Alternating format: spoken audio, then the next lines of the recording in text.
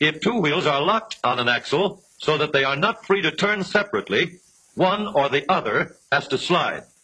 So engineers had to find a way to connect both rear wheels to the engine without sliding and slipping on turns. The device which makes this possible is a part of the rear axle. It is called the differential because it can drive the rear wheels at different speeds. The differential looks complicated, but once we understand its principle, it is amazingly simple. These two wheels are mounted on separate axles and supported by a frame so that they can revolve freely at different speeds. Let's fasten a spoke on the inner end of each axle so that by turning the spokes, we can turn each wheel separately.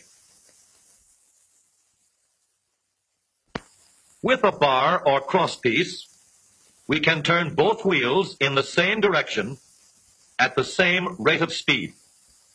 Let's get something to hold this bar in place so that it will press against the spokes.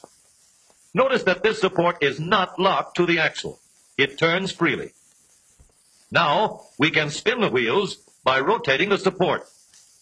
This is fine, as long as both wheels are able to turn at the same speed.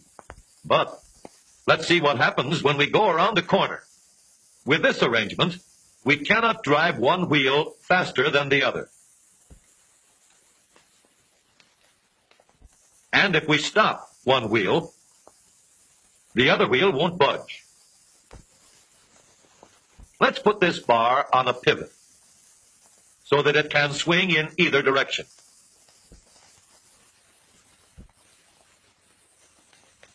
Now, the bar can still turn both wheels at the same speed. And because it pivots, it lets one wheel turn even when the other is stopped. But if turned too far, the bar will swing around until it won't drive the spokes that turn either wheel.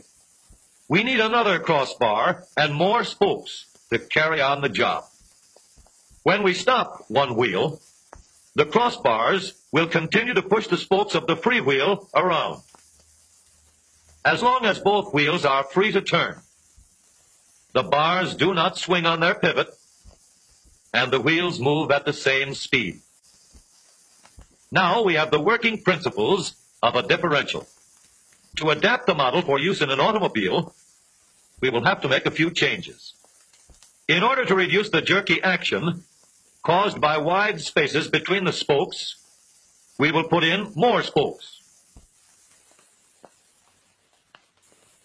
Further filling in the spaces between the spokes gives steadier, more continuous action, and changing the shape gives firm, constant contact. Now we can make the gears thicker and stronger, and we have differential gears. The edges are cut so that they will fit together more smoothly and silently. And another gear is added to share the work of driving the axles. The principle is the same. In order to turn the support and drive the wheels, we can fasten a large gear here, connected by a smaller gear to a source of power.